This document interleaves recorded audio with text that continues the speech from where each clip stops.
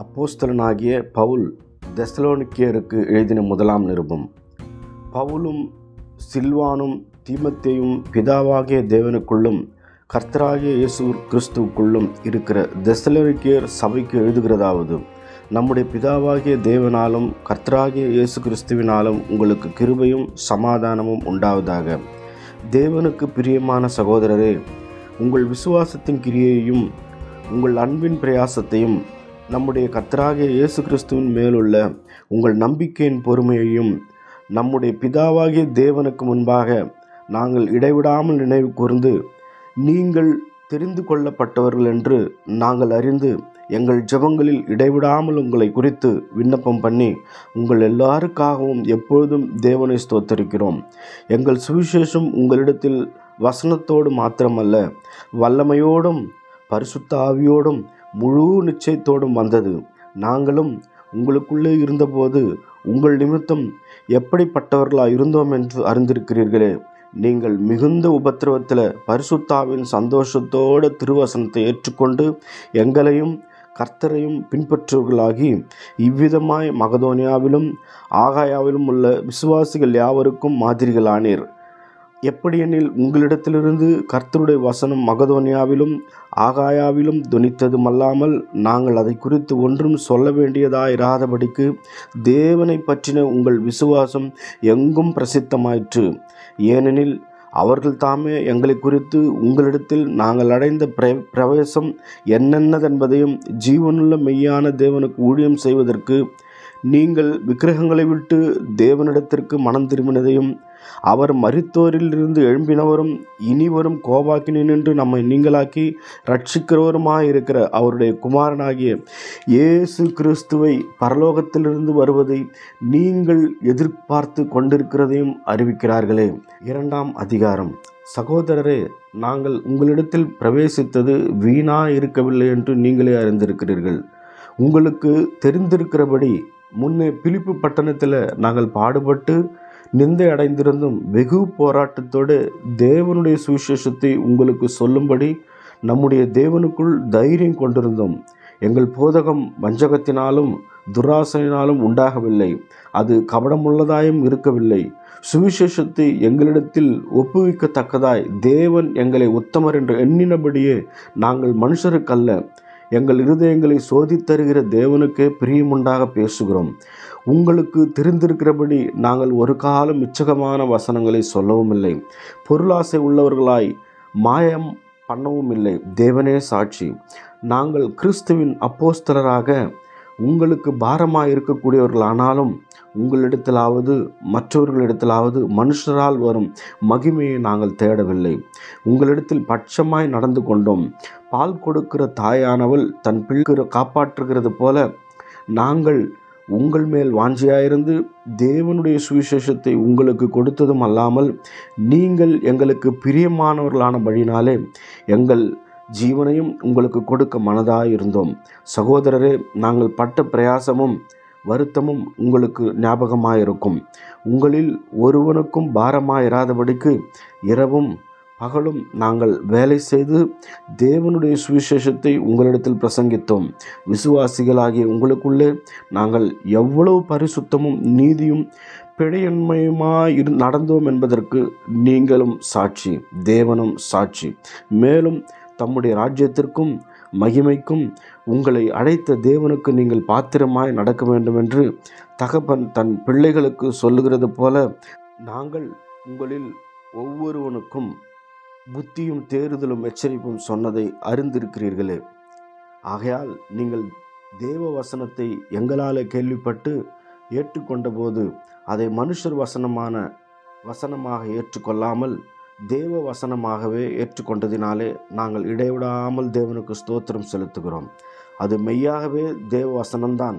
விசுவாசிக்கிற உங்களுக்குள்ளே அது பலனும் செய்கிறது. எப்படியெனில், சகோதரரே, யூதேயா தேசத்தில் கிறிஸ்து இயேசுவுக்குள்ளான தேவனுடைய சபைகளை நீங்கள் பின்பற்றினராகி அவர்கள் யூதராலே எப்படி பாடுபட்டார்களோ அப்படியே நீங்களும் உங்கள் சுய ஜனங்களாலே பாடுபட்டீர்கள். அந்த யூதர்கள் கர்த்தராகிய இயேசுவையும் தங்கள் தீர்க்கதரிசிகளையும் கொலை செய்தவர்களும் எங்களை துன்பப்படுத்தினவர்களும் தேவனுக்கு ஏறாதவர்களும் தேவனுக்கு ஏற்றாதவர்களும் மனுஷர் யாவருக்கும் விரோதிகளுமாயிருந்து புறஜாதியார் ரட்சிக்கப்படுவதற்கு நாங்கள் அவர்களோட கூட பேசாதபடிக்கு தடை பண்ணுகிறார்கள். இவ்விதமாய் எக்காலத்திலும் தங்கள் பாவங்களை நிறைவாக்குகிறார்கள். அவர்கள் மேல் கோபாக்கினை பூரணமாய் வந்திருக்கிறது. சகோதரரே, நாங்கள் இருதயத்தின்படி உங்களோடு இருந்து சரீரத்தின்படி கொஞ்ச காலம் உங்களை விட்டு பிரிந்திருந்தபடினாலே உங்கள் முகத்தை பார்க்க வேண்டும் என்று மிகுந்த ஆசையோடு அதிகமாய் பிரயத்தனம் பண்ணினோம். ஆகையால் நாங்கள் உங்களிடத்தில் வர இரண்டொரு தரம் மனதாயிருந்தோம். பவுலாகிய நானே வர மனதாயிருந்தேன். சாத்தானோ எங்களை தடை பண்ணினான். எங்களுக்கு நம்பிக்கையும் சந்தோஷமும் மகிழ்ச்சியின் கிரீடமுமாயிருப்பவர்கள் யார்? நம்முடைய கர்த்தராகிய இயேசு கிறிஸ்து வரும்போது அவருடைய சன்னிதானத்தில் நீங்கள் அல்லவா அப்படி இருப்பீர்கள். நீங்களே எங்களுக்கு மகிமையும் சந்தோஷமாய் இருக்கிறீர்கள். 3ஆம் அதிகாரம். ஆகையால் நாங்கள் இனி பொறுத்திருக்க கூடாமல் அத்தெனோ பட்டணத்தில் தனித்து விடப்படுகிறது நன்மை என்று நினைத்து இந்த உபத்திரவங்களினாலே ஒருவனும் அசைக்கப்படாதபடிக்கு உங்களை திடப்படுத்தவும் உங்கள் விசுவாசத்தை பற்றி உங்களுக்கு புத்தி சொல்லவும் நம்முடைய சகோதரனும் தேவ ஊழியக்காரனும் கிறிஸ்துவின் சுவிசேஷத்தில் எங்கள் உடன் வேலையாளுமாகிய தீமோத்தேயுவை அனுப்பினோம். இப்படிப்பட்ட உபத்திரவங்களை சகிக்க நாம் நியமிக்கப்பட்டிருக்கிறோம் என்று நீங்கள் அறிந்திருக்கிறீர்களே. நமக்கு உபத்திரம் வரும் என்று நாங்கள் உங்களிடத்தில் இருந்தபோது உங்களுக்கு முன்னறிவித்தோம். அப்படியே வந்து நேரிட்டதென்றும் அறிந்திருக்கிறீர்களே. ஆகையால் நான் இனி பொறுத்திருக்க கூடாமல் எங்கள் வேலை வீணாய் போகத்தக்கதாக சோதனைக்காரன் உங்களை சோதனைக்குட்படுத்தினதுண்டோவென்று உங்கள் விசுவாசத்தை அறியும்படிக்கு அவனை அனுப்பினேன். இப்பொழுது தீமோத்தேயு உங்களிடத்திலிருந்து எங்களிடத்தில் வந்து உங்கள் விசுவாசத்தையும் அன்பையும் குறித்து நீங்கள் எப்பொழுதும் எங்களை பட்சமாய் நினைத்து கொண்டு நாங்கள் உங்களை காண வாஞ்சியாய் இருக்கிறது போல நீங்களும் எங்களை காண வாஞ்சியாய் இருக்கிறீர்கள் என்பதை குறித்தும் எங்களுக்கு நற்செய்தி சொன்னதினாலே சகோதரரே, எங்களுக்கு நேரிட்ட எல்லா இக்கட்டிலும் உபத்திரவத்திலும் உங்கள் விசுவாசத்தினாலே உங்களை குறித்து ஆறுதல் அடைந்தோம். நீங்கள் கர்த்தருக்குள் நிலைத்திருந்தால் நாங்கள் பிழைத்திருப்போம். மேலும் நம்முடைய தேவனுக்கு முன்பாக நாங்கள் உங்களை குறித்து அடைந்திருக்கின்ற மிகுந்த சந்தோஷத்திற்காக நாங்கள் தேவனுக்கு எவ்விதமாய் ஸ்தோத்திரம் செலுத்துவோம். உங்கள் முகத்தை கண்டு உங்கள் விசுவாசத்தின் குறைவுகளை நிறைவாக்கும் பொருட்டு இரவும் பகலும் மிகவும் வேண்டிக் கொள்ளுகிறோமே. நம்முடைய பிதாவாகிய தேவனும் நம்முடைய கர்த்தராகிய இயேசு கிறிஸ்துவும் உங்களிடத்திற்கு எங்களை நேராக வழிநடத்துவாராக. நாங்கள் உங்களிடத்தில் வைத்திருக்கிற அன்பு கொப்பாய் நீங்களும் ஒருவரிடத்தில் ஒருவர் வைக்கும் அன்பிலும் மற்றெல்லா மனுஷரிடத்தில் வைக்கும் அன்பிலும் கர்த்தர் உங்களை பெருகவும் நிலைத்தோங்கவும் செய்து இவ்விதமாய் நம்முடைய கர்த்தராகிய இயேசு கிறிஸ்து தமது பரிசுத்தவான்கள் அனைவரோடும் கூட வரும்பொழுது நீங்கள் நம்முடைய பிதாவாகிய தேவனுக்கு முன்பாக பிழையற்ற பரிசுத்தமுள்ளவர்களாய் இருக்கும்படி உங்கள் இருதயங்களை ஸ்திரப்படுத்துவாராக. 4ஆம் அதிகாரம். அன்றியும் சகோதரரே, நீங்கள் என்னென்ன பிரகாரமாய் நடக்கவும் தேவனுக்கு பிரியமாயிருக்கவும் வேண்டும் என்று நீங்கள் எங்களால் கேட்டு ஏற்றுக்கொண்டபடியே அதிகமாய் தேரும்படிக்கு கர்த்தராகிய இயேசு கிறிஸ்துவுக்குள் உங்களை வேண்டிக் கொண்டு புத்தி சொல்லுகிறோம். கர்த்தராகிய இயேசுவினாலே நாங்கள் உங்களுக்கு கொடுத்த கட்டளைகளை அறிந்திருக்கிறீர்களே. நீங்கள் பரிசுத்தம் உள்ளவர்களாக வேண்டும் என்பதே தேவனுடைய சித்தமாக இருக்கிறது.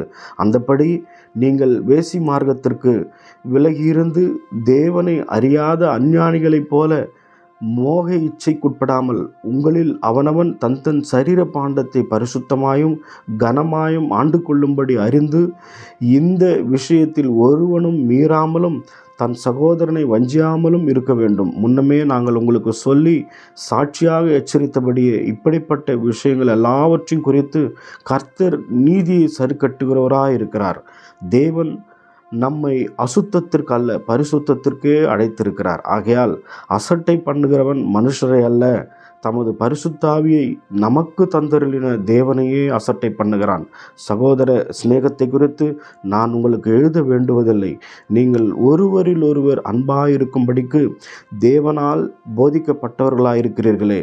அந்தபடி நீங்கள் மகதோனியா நாடெங்குமுள்ள சகோதரர் எல்லாருக்கும் செய்து வருகிறீர்கள். சகோதரரே, அன்பிலே நீங்கள் இன்னும் அதிகமாய் பெருகவும் புறம்பே இருக்கிறவர்களை பற்றி யோக்கியமாய் நடந்து ஒன்றிலும் உங்களுக்கு குறைவில்லாதவர்களாய் இருக்கும்படிக்கு நாங்கள் உங்களுக்கு கட்டளையிட்டபடியே அமைதல் உள்ளவர்களுமாய் இருக்கும்படி நாடவும் உங்கள் சொந்த அலுவல்களை பார்க்கவும் உங்கள் சொந்த கைகளினாலே வேலை செய்யவும் வேண்டுமென்று உங்களுக்கு புத்தி சொல்லுகிறோம். அன்றியும் சகோதரரே, நித்திரை அடைந்தவர்கள் நிமித்தம் நீங்கள் நம்பிக்கையற்றவர்களான மற்றவர்களைப் போல துக்கித்து அறிவில்லாதிருக்க எனக்கு மனதில்லை. இயேசுவானவர் மரித்த பின்பு எழுந்திருந்தார் என்று விசுவாசிக்கிறோமே, அப்படியே இயேசுவுக்குள் நித்திரை அடைந்தவர்களையும் தேவன் அவரோடு கூட கொண்டு வருவார். கர்த்தருடைய வார்த்தையை முன்னிட்டு நாங்கள் உங்களுக்கு சொல்லுகிறதாவது, கர்த்தருடைய வருகை மட்டும் உயிரோடு இருக்கும்பம் நாம் நித்திரை அடைந்தவர்களுக்கு முந்திக் கொள்வதில்லை. ஏனெனில் கர்த்தர் தாமே ஆரவாரத்தோடும் பிரதான தூதனுடைய சத்தத்தோடும் தேவனுடைய எக்காலத்தோடும் வானத்திலிருந்து இறங்கி வருவார். அப்பொழுது கிறிஸ்துவுக்குள் மரித்தவர்கள் முதலாவது எழுந்திருப்பார்கள். பின்பு உயிரோடு இருக்கும் நாமும் கர்த்தருக்கு எதிர்கொண்டு போக மேகங்கள் மேல் அவர்களோடு கூட ஆகாயத்தில் எடுத்துக்கொள்ளப்பட்டு இவ்விதமாக எப்போதும் கர்த்தருடனே கூட இருப்போம். ஆகையால் இந்த வார்த்தைகளினாலே நீங்கள் ஒருவரை ஒருவர் தேற்றுங்கள். 5ஆம் அதிகாரம். சகோதரரே, இவைகள் நடக்கும் காலங்களையும் சமயங்களையும் குறித்து உங்களுக்கு எழுத வேண்டுவதில்லை. இரவில் திருடன் வருகிற விதமாய் கர்த்தருடைய நாள் வருமென்று நீங்களே நன்றாய் அறிந்திருக்கிறீர்கள். சமாதானமும் சௌக்கியமும் உண்டென்று அவர்கள் சொல்லும்போது கர்ப்பதியானவளுக்கு வேதனை வருகிறது போல அழிவு சடுதியாய் அவர்கள் மேல் வரும். அவர்கள் தப்பி போவதில்லை. சகோதரரே, அந்த நாள் திருடனைப் போல உங்களை பிடித்து கொள்ளத்தக்கதாய் நீங்கள் அந்தகாரத்தில் இருக்கிறவர்கள் அல்லவே. நீங்கள் எல்லோரும் வெளிச்சத்தின் பிள்ளைகளும் பகலின் பிள்ளைகளுமாயிருக்கிறீர்கள். நாம் இரவுக்கும் இருளுக்கும் உள்ளானவர்கள் அல்லவே. ஆகையால் மற்றவர்கள் தூங்குகிறது போல நாம் தூங்காமல் விழித்து கொண்டு தெளிந்தவர்களாயிருக்க கடவோம். தூங்குகிறவர்கள் ராத்திரியிலே தூங்குகிறார்கள், வெறி கொள்ளுகிறவர்கள் ராத்திரியிலே வெறி கொள்ளுவார்கள். பகலுக்குரியவர்களாகிய நாமோ தெளிந்தவர்களாய் விசுவாசம், அன்பு என்னும் மார்க்கவசத்தை, ரட்சிப்பின் நம்பிக்கை எனும் தலை சீராவையும் தரித்து கொண்டிருக்க கடவோம். தேவன் தம்மை கோபாக்கினைக்கென்று நியமிக்காமல் நம்முடைய கர்த்தராகிய இயேசு கிறிஸ்துவை மூலமாய் ரட்சிப்படைவதற்கென்றே நியமித்தார். நாம் விழித்திருப்பவர்களானாலும் நித்திரை அடைந்தவர்களானாலும் தம்முடனே கூட நாம் ஏகமாய் பிழைத்திருக்கும்படி அவர் நமக்காக மரித்தாரே. ஆகையால் நீங்கள் சொல்லுகிறபடி செய்து வருகிறபடியே ஒருவரை ஒருவர் தேற்றி ஒருவருக்கொருவர் பக்தி விருத்தி உண்டாகும்படி செய்யுங்கள்.